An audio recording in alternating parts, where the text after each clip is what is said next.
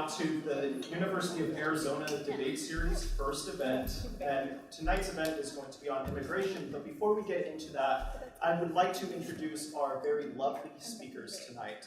So first, we have Shefali Desai, and she's an attorney, speaker, and author who supervises, teaches, and mentors students in regards to workers' rights cases. She litigates and advocates on behalf of gender-based asylum claimants and conducts research pursuant to sanctuary city matters for the benefit of state and local officials. She was elected shareholder at the DeConnick McDonald Law Firm and is now the director of Workers' Rights Clinic here at the university's James E. Rogers College of Law. Next, we have Dorian Edgar-Cito, who earned her BA in Geography and Latin American Studies from Vassar College. She then worked in a variety of roles on the Children's, Adults, and Outreach teams at the Florence Project. Dorian obtained her JD from the City University of New York School of Law, where she interned with Brooklyn Defender Services Immigration Unit, the ACLU Immigrant Rights Project, and the Immigrant Defense Project. She also volunteered with the National Lawyers Guild Parole Preparation Project, assisted CUNY undergraduates in retaining their public benefits with the Economic Justice Project, and worked with the Immigrant and Non-Citizen Rights Clinic and creating Law Enforcement Accountability and Responsibility Project. And our final speaker is Representative Sally Ann Gonzalez, who was born in Raleigh, California, and raised in the Yaqui community of Guadalupe, Arizona, with her 10 sisters and brothers. She is married to longtime Pasua Yaqui tribal councilman Luis Gonzalez, with whom she has 5 daughters and 22 grandchildren. Sally holds a BA in elementary education from Arizona State University and a master's in multicultural education from the U of A. In 1922, she was elected to the Pascua Yaqui Tribal Council. It says 77. 1977? Okay, sorry about that. 1977, she was elected to the Pascua Yaqui Tribal Council and served until 1996 when she was elected to the Arizona House of Representatives. And our moderator for tonight's debate is going to be our Executive Director, Ted Nibley.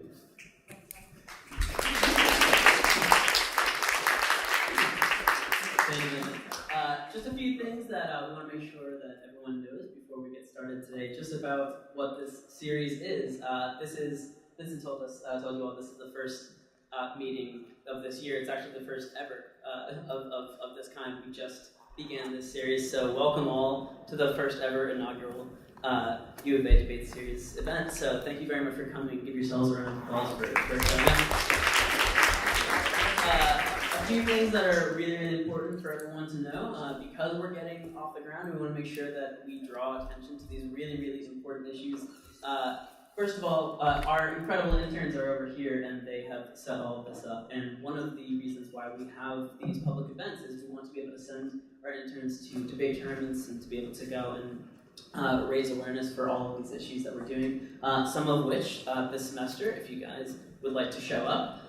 We're doing on October 5th, we'll be hosting an event on the right to information for journalists and whether it is appropriate for the government to ask journalists to give over their sources, which is pretty relevant considering recent times. We'll have a talk on voting rights a week before the midterm elections on October 27th with Santa Clara University coming to visit us for that. And on November 9th, I believe, right? We'll have a talk on political correctness. And its anthropological, and its linguistic, and its practical implications. So it would be great if everybody could show up to those things, and you can get more information by going to our website, by following us on Twitter, Instagram, or Facebook at UA Debate Series. And we would just love to see everybody there, and the more people that come, the better we are. And if you really, really feel awesome and generous, and you love what we do tonight, you can donate by clicking on our donate button on our website. Anything else? Am I good, Smith? Great. Okay, well, thank you very much to all of our speakers, and we're going to go ahead and get started now. How this is going to work is we'll have our speakers deliver some opening remarks. Afterwards, I'll ask them a few questions based on what they have to say, and we'll have a nice conversation. And then the audience you guys can ask some questions if our speakers are okay with that. and we should be going for a little bit. We'll start right now. And Shefali, you want to begin? Sure. All right, thank you very much. Give a big hand for Shefali.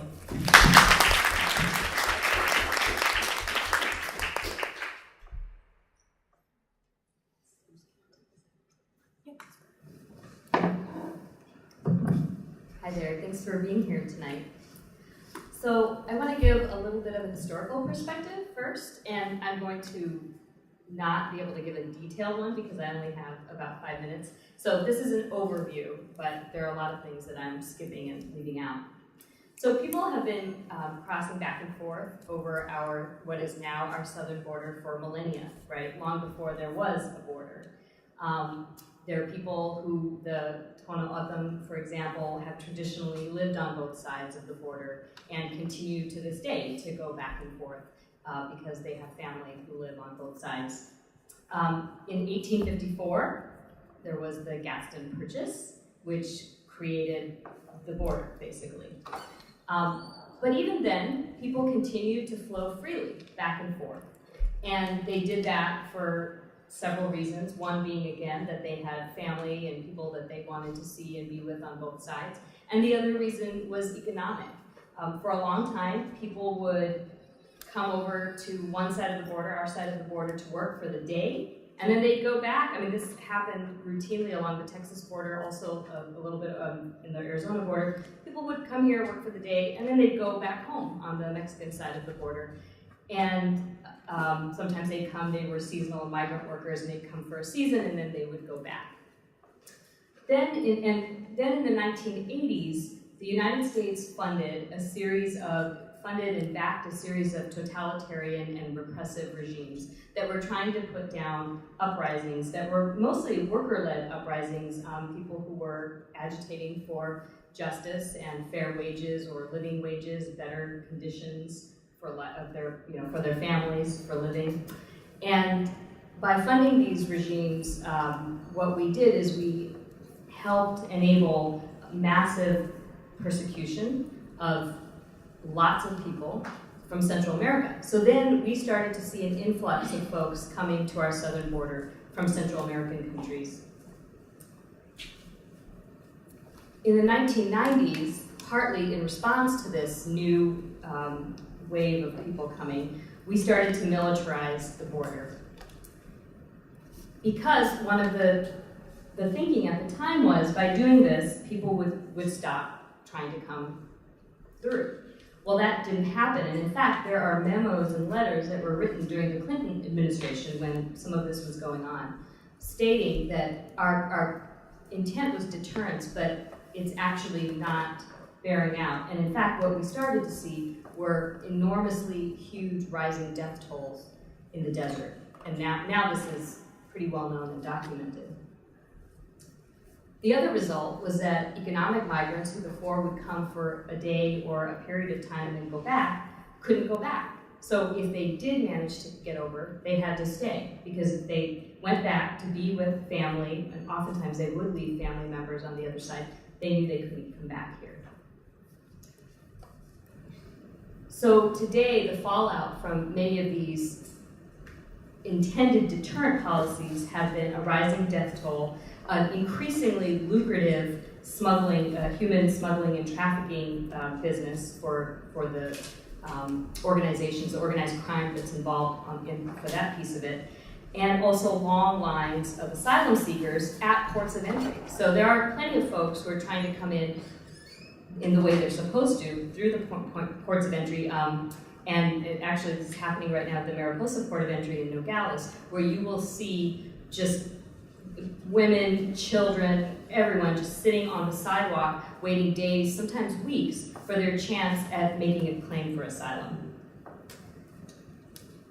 So the current immigration policy, law and policy that we have in this country is woefully inadequate to address this crisis that we're basically having.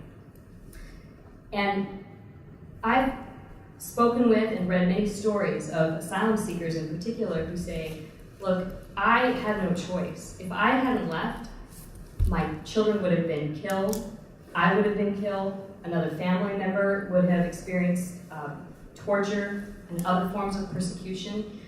I had no choice. And so the question really for a lot of these folks is not whether or not they might eventually be able to seek asylum here, it's that they couldn't stay where they were at. We know conclusively now that militarizing the border did not deter people from coming. In fact, people have come in larger numbers. The same is true for detention, by the way. You know, family detention and separation of children has been in the public eye.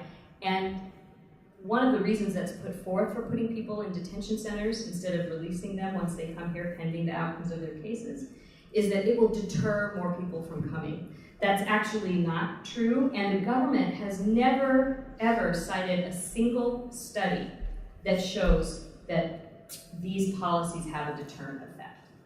And that has been cited in court case after court case.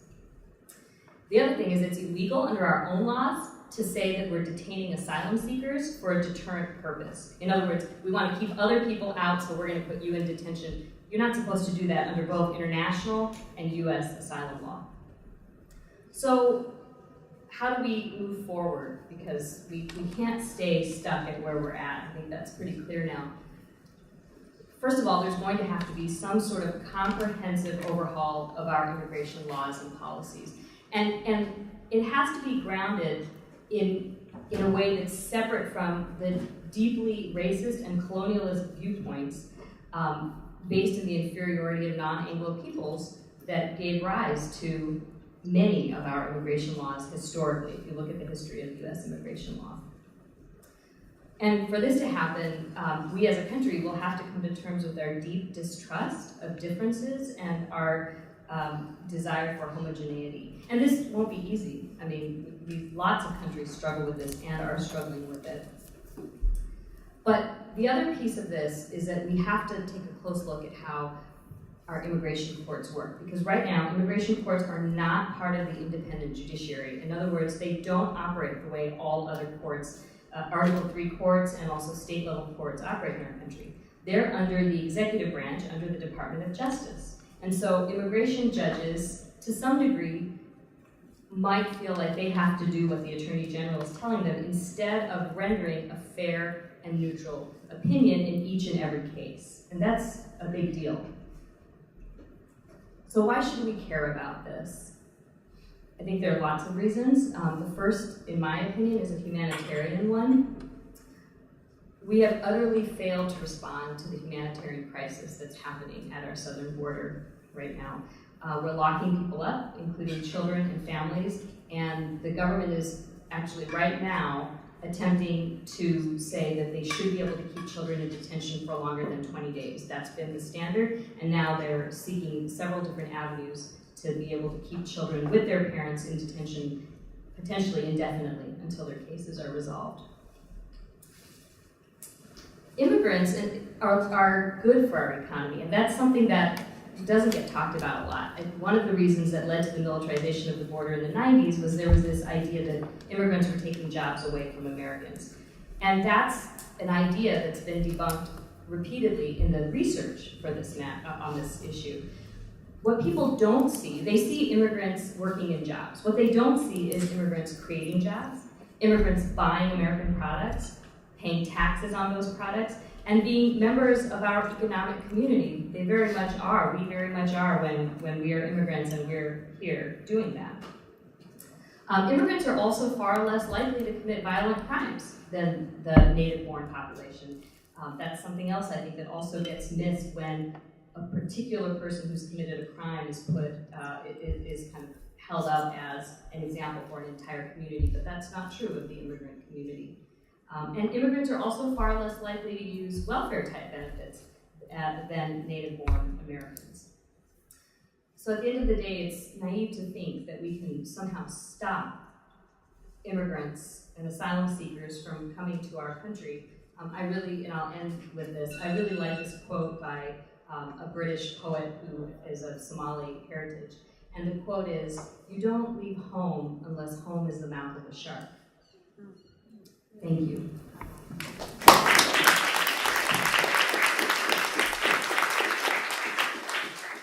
Thank you very much for all the things that you remember. And I'll move on to Doran.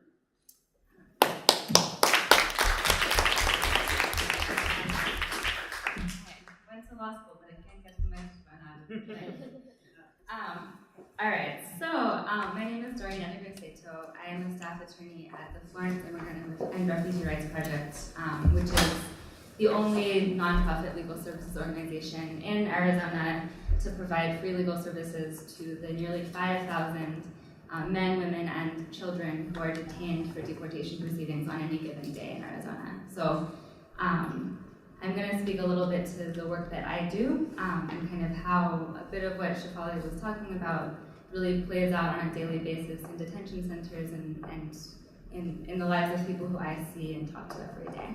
And this is very much an issue that is in our backyard here in Tucson, and so it's important for everybody to know about.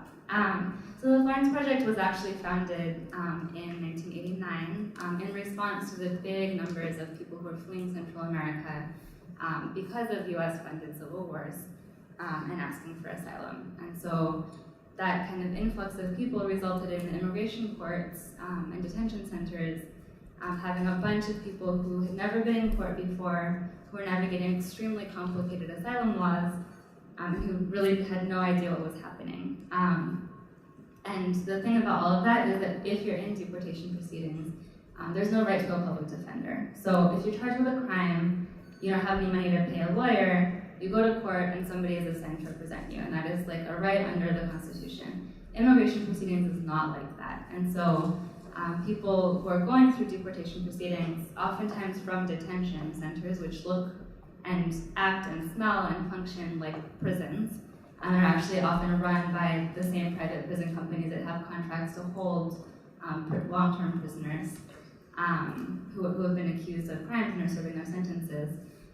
People are going through that process from detention, maybe never having spoken to a judge, never having gone to law school, never having opened an immigration law book, and are expected to speak for themselves and advocate for themselves without the benefit of a lawyer if they don't have money to do that. So about 86% of people who are in detention in Arizona going through that process don't have an attorney. So the Florence Project, at the Florence Project, we help those people.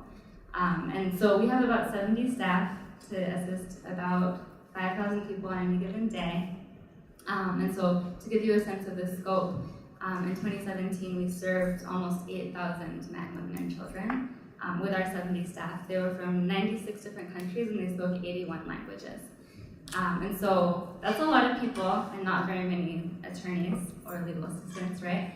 So how do we do that? We don't actually represent people. So because we have very few resources, because there's no state funding or federal funding for a public defender system, in this process, we teach people how to represent themselves. So we'll talk to people, we'll explain what their rights are, we'll explain what immigration court looks like, and then we'll figure out what their options are, what kinds of documents they're going to need to convince the judge that they should get out of detention on bond, or that they should be allowed to stay in the US, and then how they're going to sit in front of a judge alone and explain to the judge why they shouldn't have to go back to their country.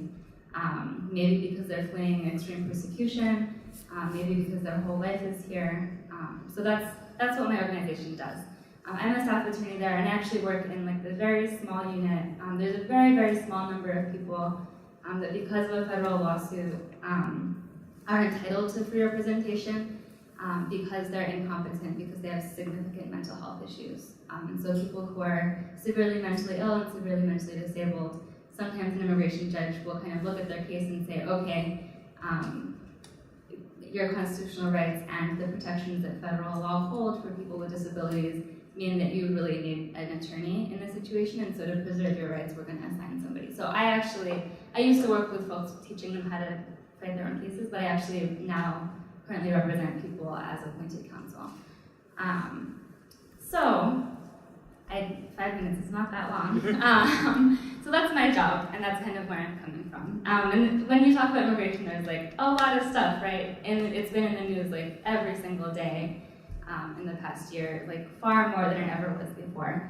So I'm really going to talk about kind of how that all plays out in detention and in deportation proceedings. So Shefali was talking about a series of reforms to the immigration laws that happened kind of in the 90s. So there was a big, big change. The last big immigration reform that happened was in 1996.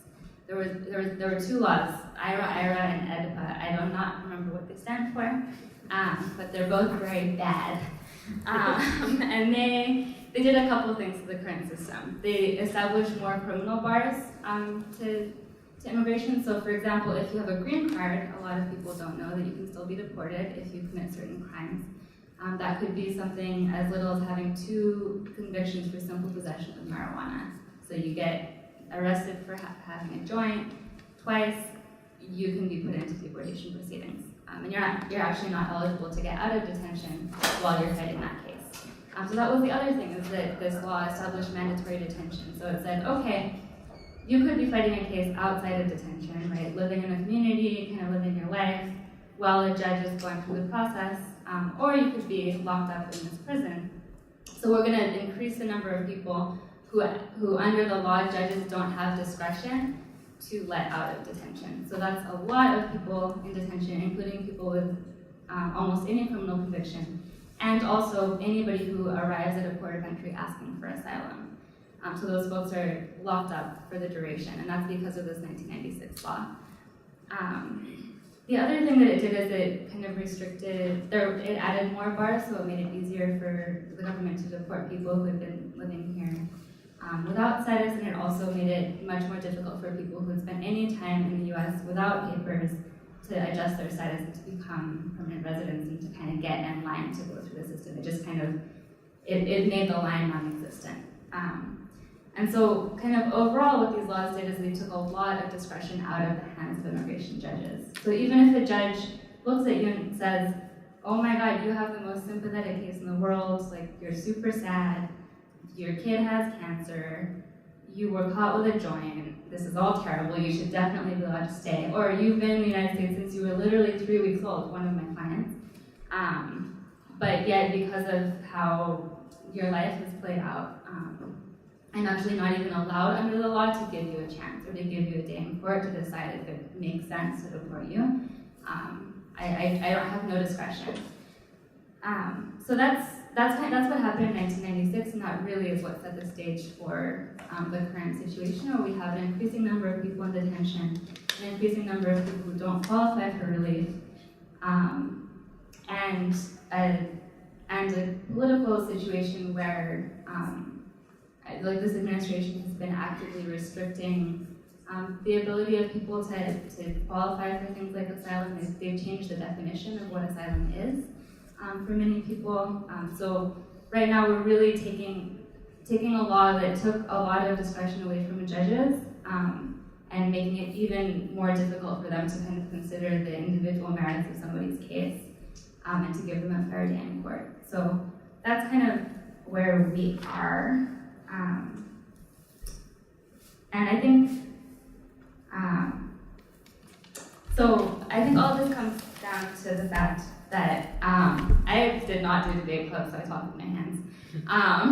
The fundamental problem of immigration law and policy as it is written and also as it's enacted every day is that the reality of people's lives, the reality of the U.S.'s role in the world and the things that we've done to really mess with other countries' ability to create sustainable futures for their people, and our own economic needs in this country, all of that reality has very little to do with how the immigration laws are written. So there's like the reality, and then there's kind of these boxes that immigration law has manufactured to address that reality, but it has nothing to do with anything. And so I think that's any kind of changes to the system are going to need to recognize that people's lives are messy and they're complicated, and people make mistakes, and that maybe they should still have a chance for a fair day in court, and they should still have a chance to build a future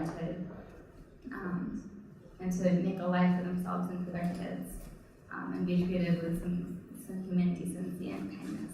So, do I have more time, or is that fine? You probably have another minute. Yeah. So that's kind of the fundamental problem. I think in terms of figuring out where to go from here, I'm sure that somebody will have a question about that, so I'll answer more later. But I think really thinking about how immigration judges who are making these decisions, can first of all be educated on like basic cross-cultural competency, because there's like a lot of misinformation out there, but also can be given some independence, so they're not being directed by the executive branch, right? They're made part of the judiciary, right? We have 3 branches of government: the legislature, the executive, and the judiciary. ICE and the Border Patrol and all of the immigration enforcement agencies are under the executive, and so are the immigration courts. And so you have the same branch of government making all the decisions about if somebody should be able to stay in the U.S. as the agency that's trying to kick them out. So that is kind of setting up everybody for failure, honestly, kind of no matter where you end up in the system, and no matter what you think of it. And I think it really undermines like the basic democratic principles that this country is founded on, that there should be checks and balances, and that there shouldn't be kind of a whole system that's solely guided by one branch of the government. That in a democracy we should be able to be accountable in various different ways. So.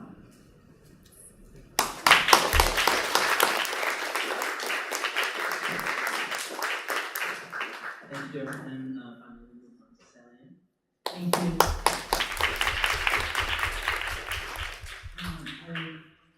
I first would like to thank all of you for being here for this very important discussion. And the ladies who are the experts on dealing with the families and the children that are being detained. And so I thank you both for being here and to add to this discussion. I'm actually here replacing somebody, but immigration is, I decided to come at the last minute because immigration is a very important issue to me as an indigenous woman, as a member of the Pascoyaki tribe. We too have people on both sides of the border. But my people live 500 miles from here, so just south of San Carlos and Guaymas, and between Guaymas and Ciudad Obregón is the Yaqui territory. But we are a federally recognized tribe. As a matter of fact, this week we are celebrating 40 years of federal recognition, but we have been here time immemorial, and that's why we were able to get federal recognition. But lots of people confuse us as being Mexican, and partly a lot of people confuse nationality with ethnicity, and Yaquis, can be Mexicans, but it's nationality and not ethnicity. We are one of the Sonoran tribes in Sonora, Mexico, and we have I actually live on the reservation, just 12 miles from here, southwest of here, and it's interesting to hear some of the dates of the immigration issue, because in 1990, somebody was introducing me and said 1926. Well, to me that is significant, because that's the year my mom was born, and this past week she just turned 92. But in 1996, I was first elected to the state legislature, and becoming the first Native American woman to ever hold a seat at the state legislature in Arizona. And I served for 4 years back to 24 years ago, and then ran for the Senate and lost, and then I stayed out of the politics because I'm not really a politician. I'm a policymaker, and I'm really an educator by profession, and I was teaching at Lawrence Elementary, where the children off of the reservation attend. So my children were there attending, and I was a teacher there, and it was the lack of cooperation, the lack of support, and the lack of support for not only I as a teacher, but as a mom, and also for my children who were attending. And at that time, Lawrence Elementary had almost 1,000 children, and 75% of them were Yaqui children from coming off of the reservation. So to me, that was really important, and that's what really catapulted myself into politics. And in 1992, I decided to run for tribal council in order to give me some support in working with TOSD and asking them for a better education for all our children. And I got elected, served for 4 years, and in those 4 years I learned a lot about the lack of representation that Native people have in the state government, in county government, and so in '96, when I was ending my 4-year term at the tribe, there was an opening at the House of Representatives in my district. I was encouraged to run. I ran, no name ID, nothing, behind me, and I was lucky to get elected back in '96. And I was out for 10 years, and it was in 2010, 8 years ago, when the legislature did 1070, the really, really bad immigration law that really affected all of us, not just the immigrants, all of the brown people that look like me in Arizona, and especially in southern Arizona, because I have to tell you that all of my life I've been discriminated against because of how I look and the color of my skin. And immigration, because we have people across the family, across the border, we went and we come all the time. And we were always stopped and we were always checked. And because we have a big family, we drove a van. And so they always stopped us. And I always was wondering why the car in front of us didn't get stopped and why the car behind us didn't get stopped, but we always did because of how we looked and because of what we were driving and the amount of people in our car. And so this law to me was really detrimental, and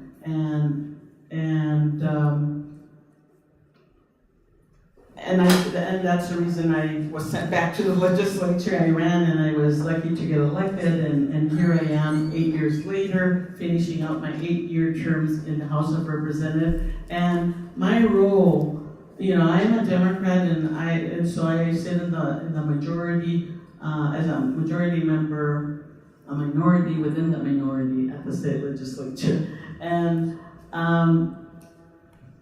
it's been really difficult, but I love my work. I think I lend a voice to the immigrant people that are coming here, to people of color that live in Arizona, poor people, teachers and students. Anyway, my point is that my role, I have not had any legislation passed because my legislation is really controversial. I want to appeal what's left of 1070. I want to repeal the ban against Mexican studies that was put into place during that year too in TOSD because of the fear of the immigration, especially the Mexican immigration coming into this country from our southern border. And it is the fear of the unknown that I've been dealing with since I've been up at the legislature since 1997. It really happened back then when my colleagues started to look at the numbers and says, the Mexican Americans are having babies. They are, they had predicted by 2030 they would become the minority in this country. And so my colleagues that are in power decided to start reacting to that. And so back then they got rid of bilingual education. I am a bilingual teacher. And they thought, like some of the comments that were made here, that if they, did change the border, militarize the border, that they would stop coming. Well, they thought that if they took away the education of their children, that they would stop coming. That if we stop English-only laws, that if we demanded that they speak English, that they would stop coming. But that didn't happen because of what the lady said. If we have to put ourselves in their place. Who of us would leave our country, our family, our homes, our everything to come to an unknown, crossing across deserts for thousands of miles sometimes, if they're coming from Central and South America, to a situation of where we have now, where they're being detained at the border and they're being separated from their children. Who would come that? Only because their lives is so bad would they put themselves in this. And so my role at the legislature is to educate my colleagues. This is what you're doing when you propose and you pass these laws, anti-immigration laws, as deterrents from coming to the U.S. And so that's what we do. And as a member of the Native American Caucus, we do the same thing. We are only four of us. Three of my indigenous colleagues are Navajos. I'm the only one from Southern Arizona and the only one that is not Navajo.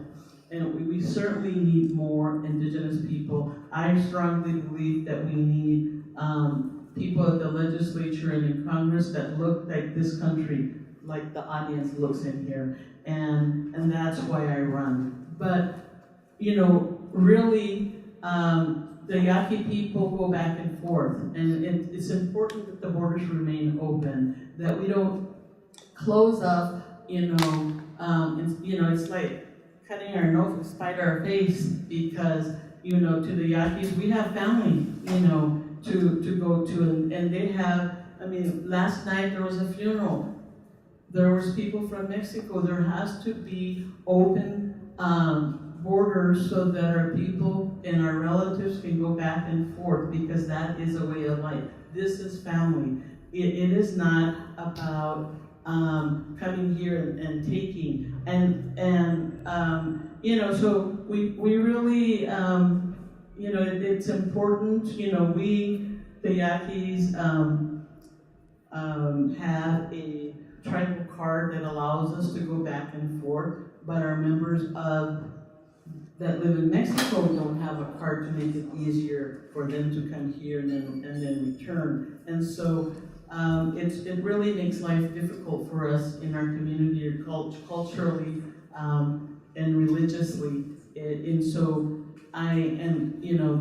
those are the things that are important to remember, that indigenous people across the border from Texas to California, we didn't cross the border crossed us, and we need to consider their historical status and their cultural and religious status as well when we talk about the borders.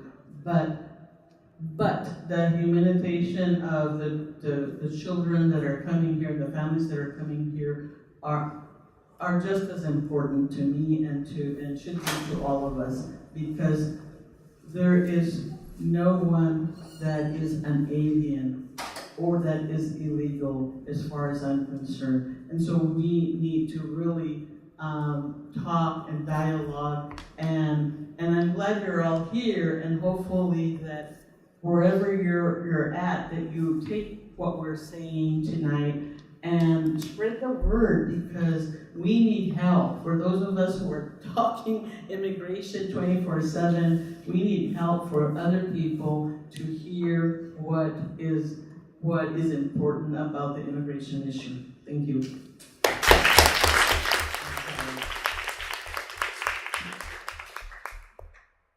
Thank you very much. So one thing that I'm hearing a sort of theme over and over again, and this surely shouldn't be surprising, but it's striking me that the humanization of the issue is something that just so rarely gets spoken about, especially when we're arguing about it in the political sphere.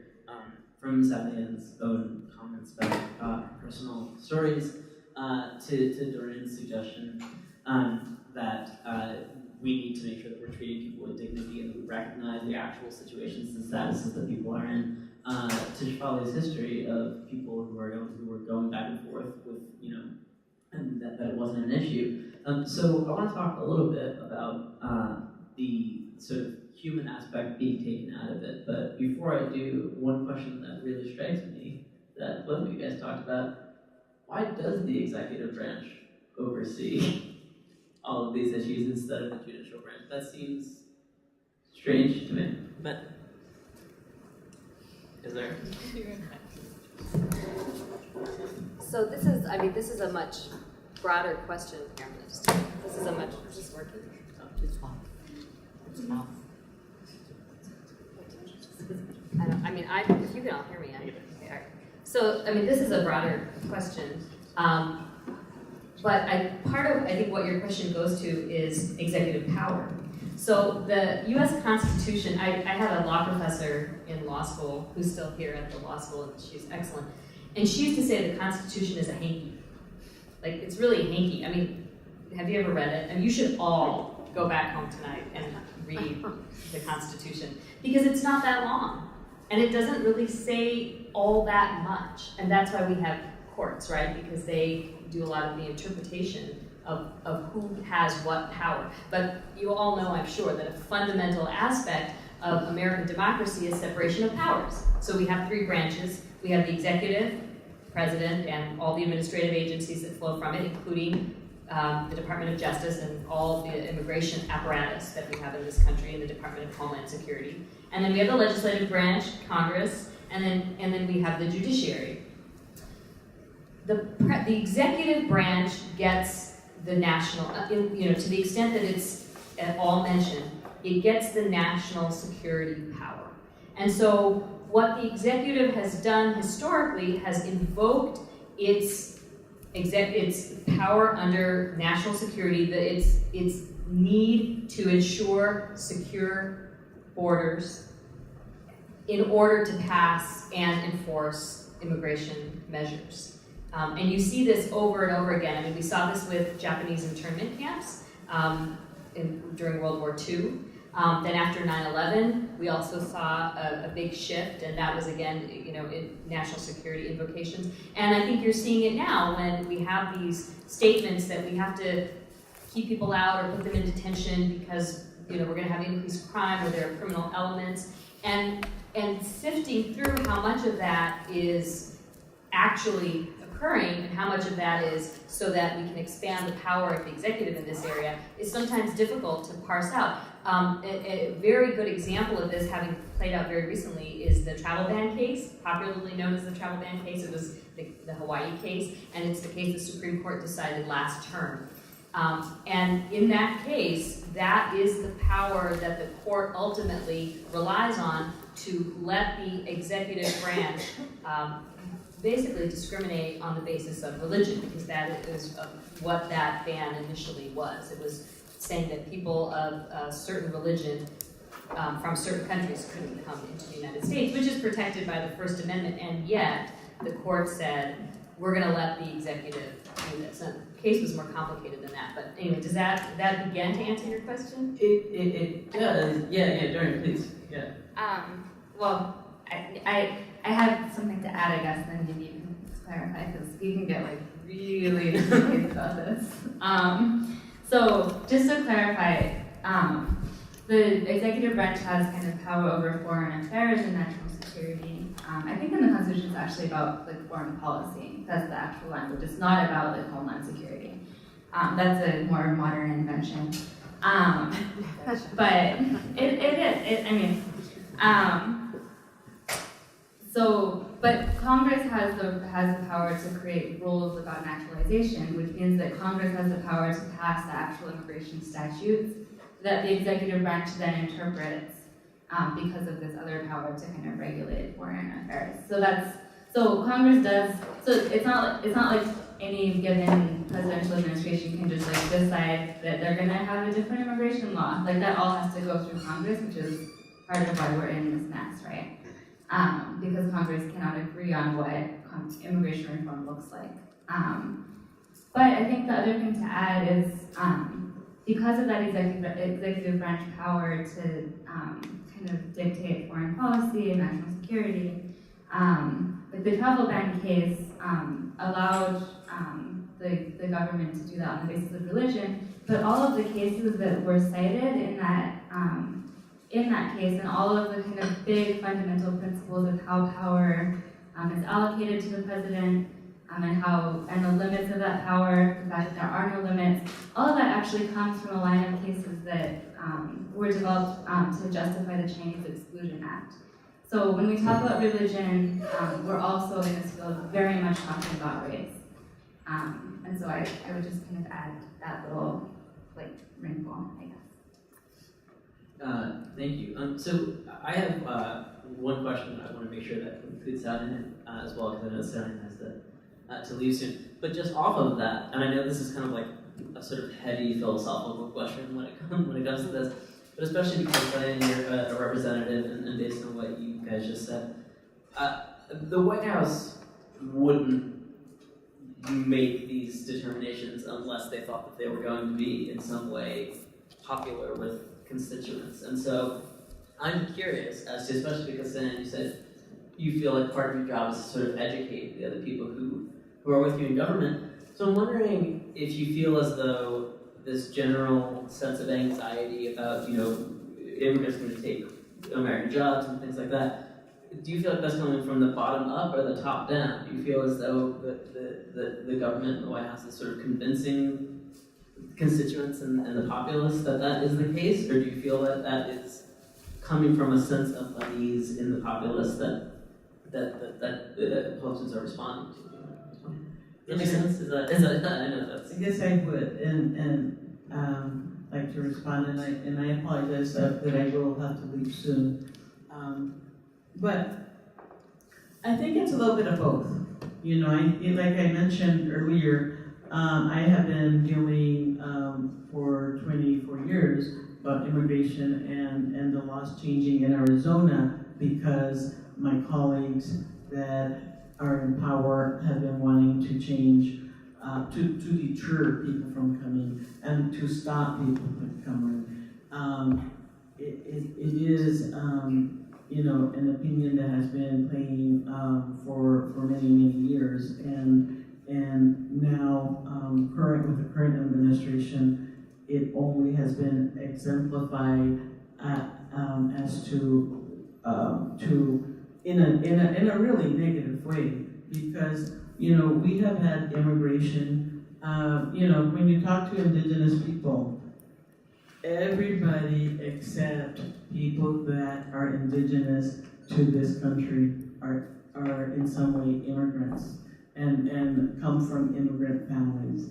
And so, we need to, all of us, consider, those of us that are not indigenous, to consider that and to think about that. And indigenous people, for the most part, welcome people here at the very beginning. And unfortunately, the historical thing that had happened with indigenous people here by the taking of the land bank, the government, the settlers coming in and killing and taking the land, and then the government, as it was built, what's the word? Implementing genocide on indigenous people. That happened to us in Mexico too. So we Yaquis have had a double whammy, not only in our country of origin, but also here. In origin, it's like to us, we're Americans. We are Americans because there was no border here, and a lot of the people that are coming over the border now look like me. They're very much indigenous people that are being ousted from their communities, that are being sent away. Probably in some realm is because in their country, in their communities, people, drug cartels and people in power also are trying to push them out of their land, historical land, and they're being killed. They are, and so. That's all that I will say, because it's really a strong sentiment to me that we treat any person with less dignity of a human being just because they're coming from another country. And so that's an issue that we need to talk about and deal with if what's happening now at our borders is going to stop.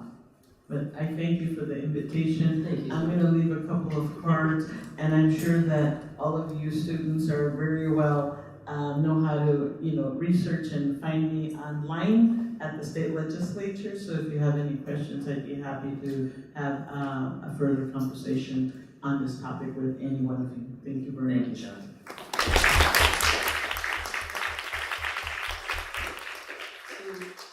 So just to continue the discussion, in about 5 minutes we'll take questions from the audience, as was promised, and I'll be able to not have to sit up here in my seersucker suit talking about this stuff.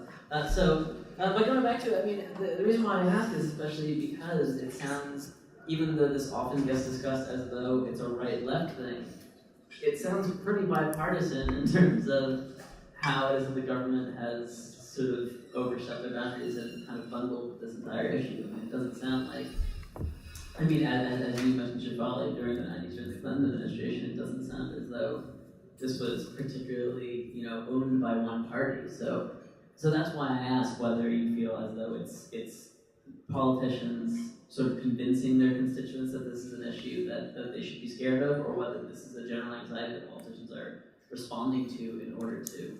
Does that make sense? I agree that I think we keep on turning these off by accident.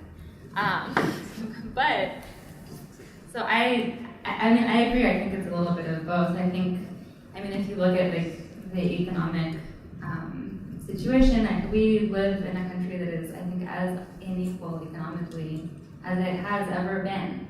And I think it's very, very easy for people who have deep ties to really, really, really wealthy lobbying groups who are pushing very specific agendas to kind of make, to divide regular working people by making one group of people seem scary or like they don't deserve help. I think that's it's a very, very convenient strategy, and I think it's such a. I'm not saying that there's a group of evil people in a room conspiring together, though honestly maybe there is. I wouldn't be invited. But I also think that's just kind of how society has been structured for a long time, and we've gotten to a place where a lot of people from a lot of different backgrounds in a lot of different ways are really hurting. And instead of kind of looking at that and figuring out a way to make life better for all sorts of people, it's very, very easy for private prison companies to be like, hey, I have a solution. Let's just call all of these people dangerous criminals, and then we get to lock them up and make a lot of money. As an example. So I really do think it's both, and I also think I think that a lot of this, we keep on kind of talking about race in a kind of being yes, racism. But this country has always had a big problem with race and with diversity, and since we've founded, that's not how to have a group of people from all kinds of different walks of life, who maybe are indigenous to this country, who are maybe brought here against their will, how to build a society where all people have an equal voice and all people are kind of treated with the same amount of respect. That's a problem, that's something that we've struggled with, and so I think it's very easy for politicians to kind of whip out talking points, and it's easy to kind of push these issues to the side, but at the end of the day, all of those things hurt actual people. So I do think it is coming from both. I think it's also a little bit wishful thinking that if we do, for example, I'm gonna kind of ground my answer in a little bit of a specific example, that if we put people in detention, then we're gonna end this problem. We're not gonna have people going, kind of disappearing on us and not showing up for their court hearings, and we're gonna hopefully deter a whole bunch of other people from coming. But that's actually not how the facts bear out. So I want to use family detention as an example, because that's something that pretty much everyone knows about. It's really in the public eye right now. So families, and this was actually in 2015, the Department of Homeland Security actually started a pilot project of releasing families. They're called family case management programs. And DHS hired a contractor, the families were released, and the contractor said that 99% of the families who were released complied with all of the court orders that they needed to comply with, including the many families who were ultimately deported. So this is just an example of how we want to believe, and maybe politicians find it more expedient to believe, that locking people up, and then there's potentially someone is standing to gain from all of this, want to think that this is the solution, whereas the real solution is a little bit more complicated, maybe requires a little more effort, although the family case management systems cost on average $36 a day for a family of 4. Detention costs upwards of $900 a day for a family of 4. So the people who are really losing out here are the US taxpayers when we don't take a good look at whether or not what we might instinctually think works, when we don't really take a good look at whether or not that's actually bearing out. And I would add kind of yet another inflammatory headline that's actually true, is that the Department of Homeland Security, which manages both ICE and FEMA, which provides for direct disaster relief for people all over the country of all kinds of different immigration statuses. The DHS, because they wanted to increase detention of families and to separate children from their parents who were crossing the border, they moved billions of dollars from, or maybe millions, I'm not good at math, but they moved a lot of money from FEMA's budget right before hurricane season, which we all know was coming, into the budget of ICE so that they could pay for this. So at the end of the day, that decision to not look at how much all of these different alternatives cost hurts everybody, no matter what you think of that, of that.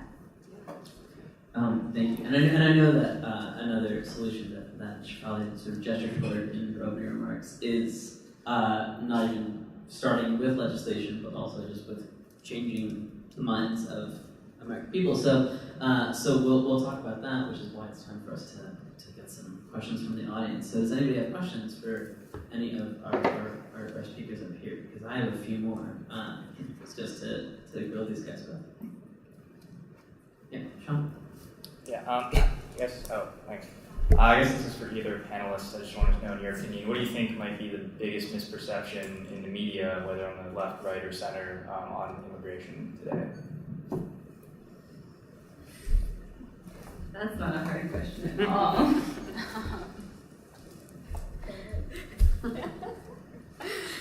I should probably do something before meeting earlier, so I guess I will take this one. I think the perception that such a diverse group of people, right, 96 countries, 81 languages, that my organization has served over the past year, of any number of different legal statuses and life situations, that there is any one blanket solution to fix that problem. I think that's the biggest misperception on actually all levels of the political spectrum. I don't think it's a particularly easy fix, and so I think the idea that you can kind of make blanket statements about anybody, that's not how life works, right? We're all unique and special individuals. I think one big misperception may not be the right way to say it, but one thing that I think most people don't talk about is when we're thinking about cracking down on immigration, cracking down on unlawful or undocumented immigration, there's this idea that we're only talking about a certain group of people. But what it actually does is it has ripple effects for all of us. And I'll give you a couple or 2 or 3 examples of that. So Sally talked about SB 1070. Well, part of what SB 1070 does is it erodes constitutional due process rights. So in other words, it in certain circumstances allows police officers to ask questions that they otherwise would have no reason or business to ask. In fact, The local police and sheriffs in many of our counties, including Pima County, have said we don't like having to do this because what it does is it fosters distrust among our communities. And these are not just undocumented communities. First of all, where we live in Tucson and in Arizona in general, there is no such thing as a non-immigrant community. I mean, all of our communities are intertwined. Everybody, and I can't remember what the statistics are, but there's a very large percentage in Pima County of folks who are U.S. citizens or documented immigrants who live with an undocumented immigrant. So whether that's a parent or a cousin or a friend. And so what happens in those communities is people are not reporting crime. Domestic violence rates in immigrant communities in particular, both documented and undocumented, are at extreme low levels. And so when we're cracking down on illegal immigration, what we're really doing is making our communities, all of our communities, a lot less safe.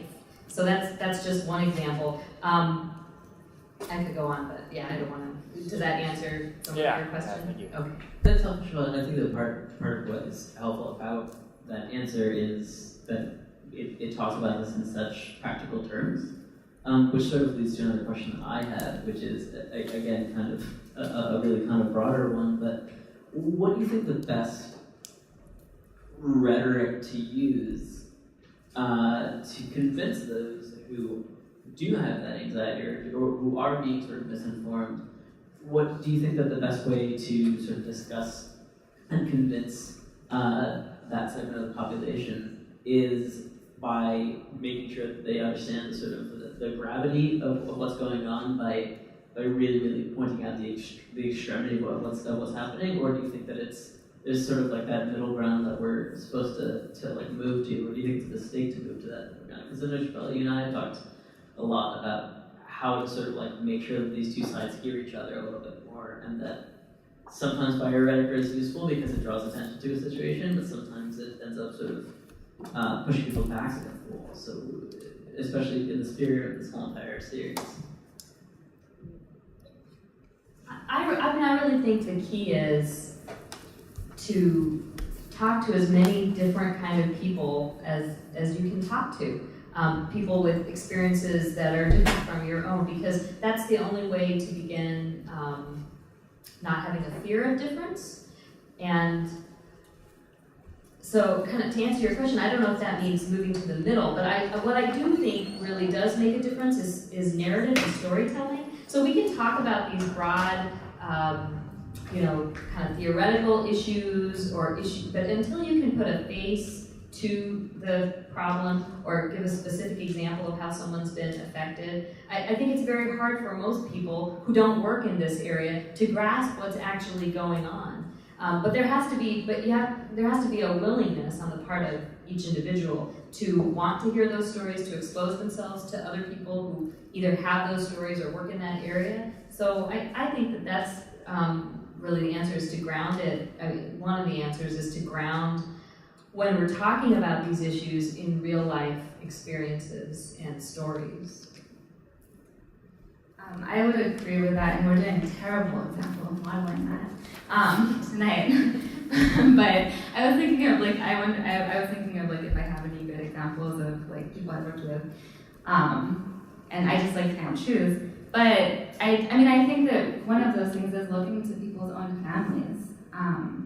I have family members from kind of all sides of the political spectrum, and with really complicated migration stories.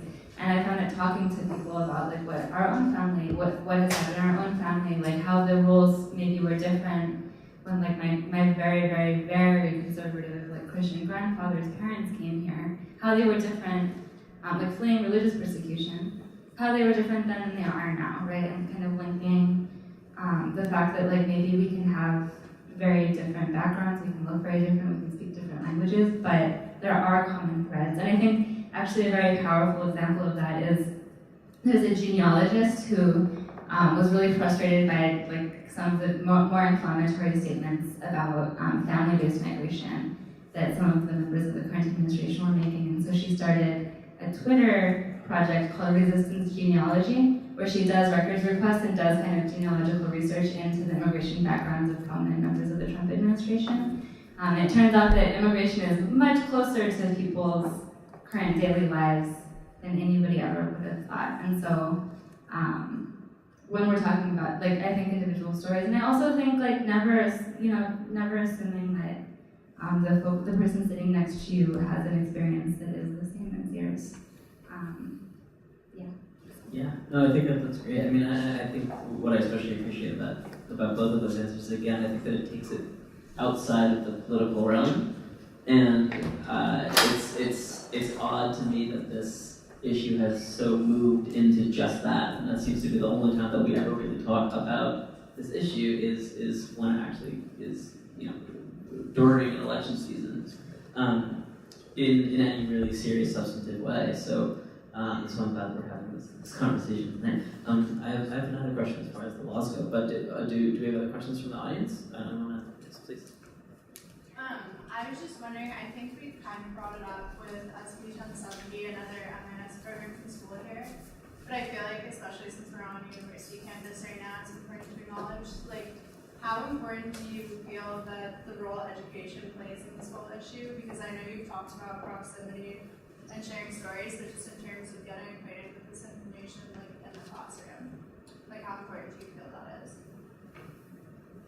I think it's extremely important because this area is very complicated. I mean, just from the legal standpoint, I'm not even talking about policy right now. Sally's not here to talk to us more about that, and that's super complicated. But the legal arena in immigration and asylum law is one of the most complex areas of the law, even for legal practitioners. And so and this goes back to Ted's last question, it's very hard to generalize about most of these things. So the only way to really grapple with the nuances and the complexities is through education. And unfortunately, the vast majority of people in our country are not educated on this topic. And so they see potentially inflammatory rhetoric in the media, or maybe even it's not inflammatory, it's just kind of a short soundbite, but they don't understand everything that's behind it, they don't understand where it comes from, and they don't have a rubric within which to make sense of it. Yeah, and I think learning, kind of education directly on the issues, education about the history of this country, and also about world history, right? The U.S. does not exist in a vacuum. And I think a lot of the current issues in talking about immigration that we have, come out of that, I think like a general education system that really treats us as if we're kind of this, a kind of unique and the only place in the world, right? I say this, I am from the U.S., but I actually grew up outside of the U.S., and so I did not get the same education as most, and I came back here for college, and I had a very different understanding of world history than most of my peers, just because the content of what was taught at my school was so different than what is taught in most public schools here. But it was also in college that I really learned critical thinking, right? To ask questions, to ask why. And so even if people aren't taking classes that speak directly to these issues, I think really kind of questioning the things that you've been taught, what people say in the news is important. And I also want to give a shout out, there's some really amazing resources on campus here that are specifically directed at supporting people from immigrant backgrounds, with immigrant family members, students with DACA and who are undocumented. The Immigrant Student Resource Center is a resource center that's specifically there. They also do a lot there to support folks and to help people navigate the really complicated in-state tuition stuff that's been happening at the university. And they also do a lot of work with professors and with TAs about how to kind of talk about these issues in the classroom in a way that doesn't, that kind of creates conversation and possibilities, and also supportive of a lot of students who are actually really directly impacted by this stuff. So very good shout out to them, and if that's a resource that you think would be of use, look them up. And yeah, they're great. Excellent. We have time for one more question, which I'm happy to ask, so we have something. Great. So the representative talked about kind of opening the border, bringing in mass migration. A lot of countries in Western Europe have tried it, such as Sweden, Germany, United Kingdom, and they've been failing with those plans. There's been a lot of turmoil. So why do you think it would work in the U.S.?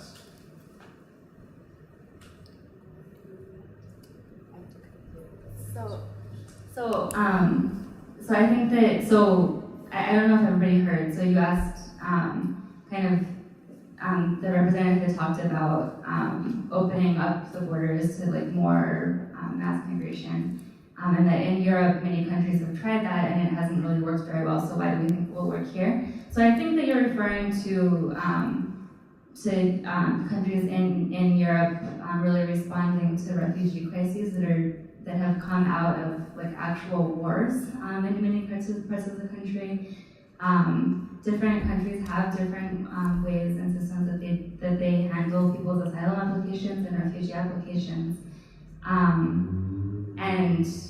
And so I don't know that anybody could say that like any one particular system works really well or really badly. What I do know is that I have a friend, my best friend in the world, lives in Austria, and she has become friends with a number of the folks who are fleeing Syria and Afghanistan and Iran seeking asylum, who are waiting for their asylum applications to be pending. She lives in a very, very, very small farming town, kind of in the middle of Austria. It's kind of like the equivalent to like a small town in Iowa, right? And she's been taught, and it's been interesting to talk to her, kind of to contrast how the two countries have worked their systems. In Austria, when you're waiting for your asylum application, you're not allowed to work, which is the same as here. You can't actually get a work permit when you come here and apply for asylum until you've waited for a certain amount of time to ask for permission to work. And so, which is really hard on people here because there are no social services, you don't get any benefits, you don't get housing, you don't get food while you're waiting for that work permit to come in. In Austria, for example, the government, because they recognize that they're not going to allow people to work, they provide very, very basic like housing and food, and they also do a lot to work with the local residents of the town to make sure that people, first of all, feel like there aren't a bunch of like strange foreigners coming in, and to introduce folks to each other and to make sure that there is a little bit more understanding of where people are coming from and why they're there. And so that actually seems like a very effective model to me. I think it has been a global issue, right? There are increasing numbers of refugees every year. And again, many people flee their countries not because they want to, but because they literally have to. They're choosing between their life or their child's life and their homeland, right? And so I think remembering that context, and the fact is that the number of people who are crossing borders seeking protection has been growing, and it will continue to grow as long as kind of the world doesn't figure out how to deal with conflict in a more healthy way. And so I guess pushing back a little bit on the premise of the question, but that is an example of kind of the difference in the system. Yeah, it seems as though it's sort of a battle between the humane and the practical, right? And I think that it's usually posed that way, right? And I think that's. And I don't think it necessarily has to be an either or. Right. Because I think the other underlying issue here is that we should ask why are we seeing such huge numbers of refugees? And that's also a very complicated question. But one of the things that certainly could be simultaneously done, in addition to some of the other recommendations that we've made, is that we can re-engage with the global community to make sure that the places people are fleeing are places people want to stay in. Because no refugee or asylum seeker is going to tell you that they would prefer to leave their home, everything they know, everyone they love. They want to be able to stay in their homes. They just can't. It's life or death in many situations. And so that's the other conversation that is probably not really part of what we're talking about today. But there are other strategies in addition to the immigration strategies that we as a nation should be pursuing, and we have in the past. And I guess as an example of that, to kind of like bring it back to thinking about this as an issue of many individual people, I have a client right now who is from Iraq, And when the Iraq War broke out, he was in his early 20s, and he decided that he wanted to be an interpreter for the U.S. Army. And so he did that he was in combat, he was in like many ID explosions. He was functionally a member of like several units of the U.S. Army, acting kind of on the front lines of combat. He was shot at twice by insurgent groups who were like pissed at him for working with the U.S. And his family for a couple of years tried to convince him to leave, and he was like, no, I don't want to leave, this is my home, this is my work. I want to kind of see this out, and eventually he was forced to flee because some stuff happened, and he came here as a refugee. And he's functionally a combat veteran. He had pretty bad PTSD. He went to the Veterans Administration asking for help. He was like, I have these nightmares. I feel like I'm back in the war. I can't sleep. He couldn't sleep for days and days and days because he was having these really intense flashbacks. Because he wasn't formally a veteran, the VA told him that they couldn't help him. And kind of as a result of this, and as a result of his trauma and a bunch of other factors, he ended up in trouble, and now he's in deportation proceedings. His whole family is back in Iraq. His dad is sick. He wants nothing more than to see them. He really misses them. But he's like, I can't go back.